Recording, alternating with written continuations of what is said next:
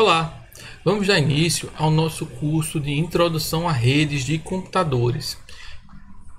Este curso utilizará como base o livro Redes de Computadores e a Internet do Kuroz e Ross.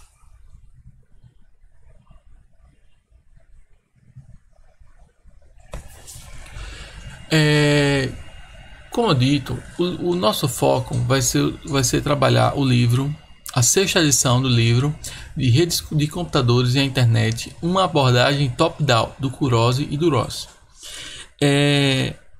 Basicamente, existem duas metodologias para você aprender os conceitos de redes de computadores, que é a abordagem top-down e a abordagem bottom-up. Sendo que a abordagem top-down ela parte do princípio dos conceitos que nós já conhecemos. E a partir daí começa a apresentar os detalhes até chegar ao modo de funcionamento de mais baixo nível possível. Já a outra modalidade, bottom-up, que também é muito utilizada, ele parte do inverso. Começa, por exemplo, de como funciona a comunicação eletromagnética, até chegar ao passo em como essa comunicação eventualmente vai se converter nos dados das aplicações.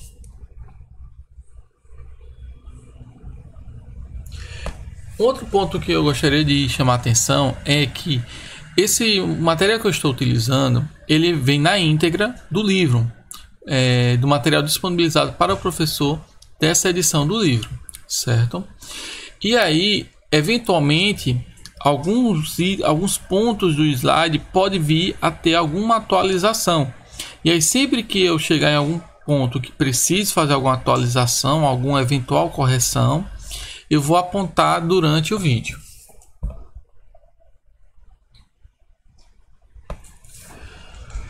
Primeiro ponto que a gente precisa começar a ver é justamente a definição do que é que viria a ser internet. A internet ela pode ser definida como uma infraestrutura de hardware e software para comunicação. Ela, de certo modo, ela é um meio para que você possa possibilitar a comunicação dos dados do usuário, certo? E aí, por conta disso, a internet, ela, na verdade, ela não é uma única rede de computador. A gente não pode, de certo modo, comparar ela à nossa rede local ou mesmo uma rede de uma empresa, já que enquanto que na nossa rede doméstica ou na rede de uma empresa a gente tem um único gestor, no caso da minha rede doméstica, apenas eu, no caso da empresa, a própria empresa. A internet, na verdade, é uma coleção de redes que se intercomunicam, possibilitando que o tráfego possa fluir de uma ponta até a outra.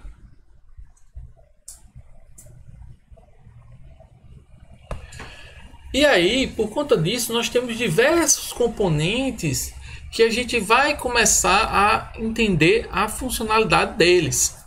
Então, por exemplo, nós vamos ter os chamados hosts ou sistemas finais, servidores, dispositivos móveis, roteadores, comutadores de camada de enlace, também conhecidos como switches, modems, estações base, roteadores sem fio, smartphones, torres de telefonia celular. São todos conceitos que ao longo do nosso curso a gente vai explorar eles em maior e menor detalhe. E que eventualmente algum deles vocês já ouviram falar, certo? Um outro ponto que chama bastante atenção é que não existe, na verdade, como eu já falei, um único tipo de rede.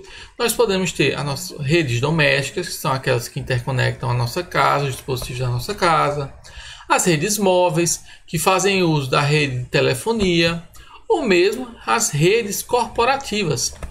E aí, todos esses dispositivos, eles eventualmente acessam a internet a partir dos chamados ISPs, que são chamados provedores de conteúdo, que podem ser tanto de abrangência local ou regional, ou mesmo nacionais ou até mesmo globais. Dentre esse zoológico de siglas e nomes, a gente tem que começar a entender o que são cada um deles. Nosso ponto de partida são, eventualmente, os sistemas finais.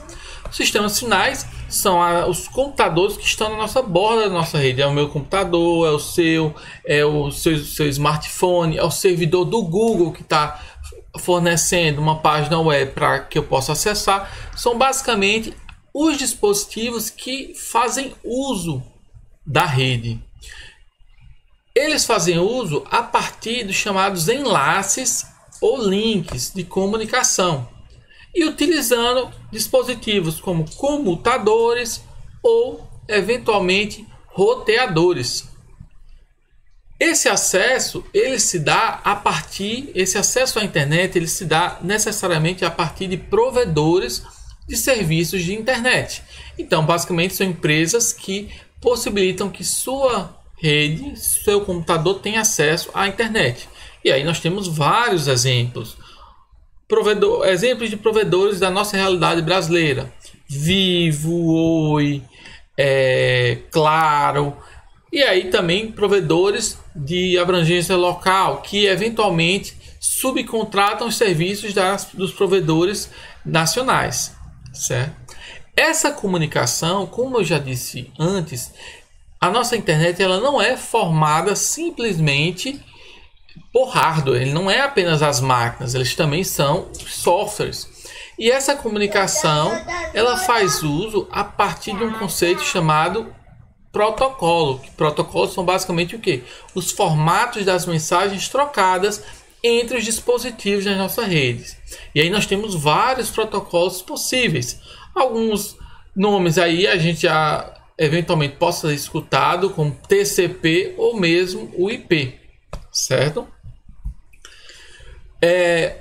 Antes de avançar, é importante a gente ter duas diferenciações. Muitas vezes surge uma dúvida.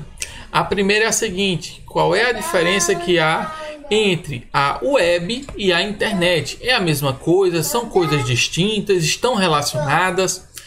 Isso é uma dúvida que muitas vezes surge para quem está iniciando ou para quem nunca viu nada relacionado a redes. Na verdade, elas são coisas de dimensões distintas. A internet, como eu disse, é uma infraestrutura de hardware e software para comunicação. E aí essa comunicação é basicamente possibilitar que diversos serviços possam transmitir e receber dados. E aí, no caso, a web é um exemplo desses serviços. Só que nós não temos apenas a web. Temos uma videoconferência, uma aplicação do tipo P2P ou qualquer outro tipo de aplicação que faça uso da rede. Então, para resumir, a web é apenas uma aplicação entre as várias aplicações existentes.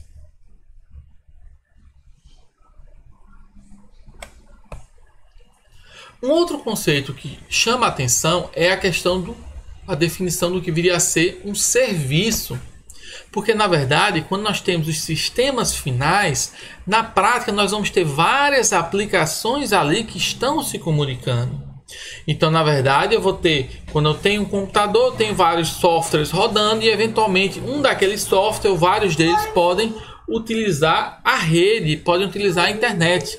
Então, um serviço seria basicamente cada uma dessas aplicações que fazem uso, seja para transmitir ou seja para receber dados.